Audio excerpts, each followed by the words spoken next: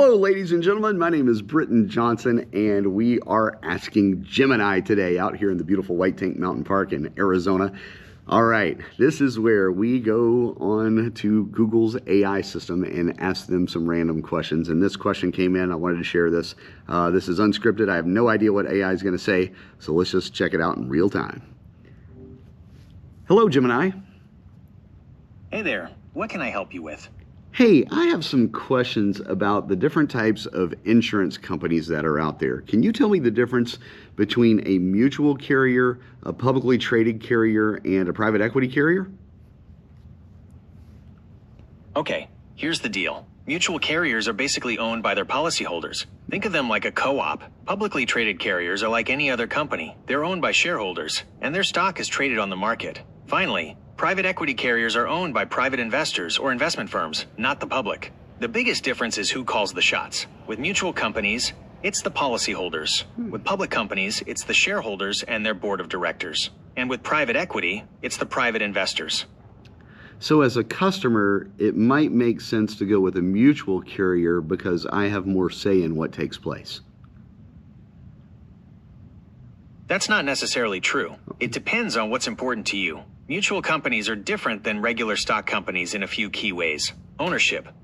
With mutual companies, you're a part owner. With stock companies, shareholders own the company. Dividends. Mutual companies sometimes pay policyholder dividends, while stock companies pay dividends to shareholders. Decision making.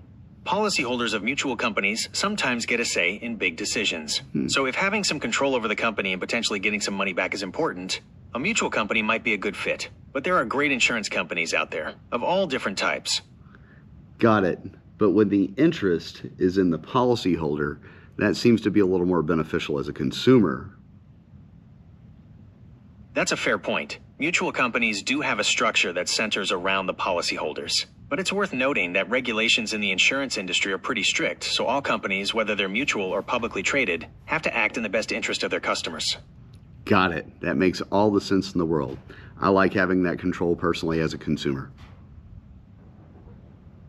Okay, there's one more thing to consider. Sometimes, having that ownership stake in a mutual company means that if the company gets into financial trouble, you could be on the hook to pay more. But that's a pretty rare situation. That brings up a great question. Can you tell me about Assurity's financial situation? Assurity seems to be in pretty solid financial shape. They've been around for over 130 years, which shows some stability. Plus, their capital to assets ratio is looking good, which means they have enough money to cover any claims that come up. You might want to check out their latest annual report on their website. They usually have a whole section on their financial health. Man, that's a great idea. Now, where are they based out of? Assurity's headquarters is in Lincoln, Nebraska. Huh. How long have they been around?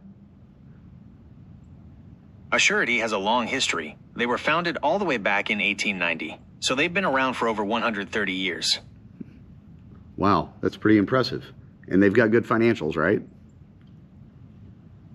Yeah, Assurity's financial situation looks pretty solid. They've got a long history, and their recent financial reports show they're doing well. That's great to know. Hey, thank you for that info. Really appreciate it. Anytime. Let me know if you have any other questions.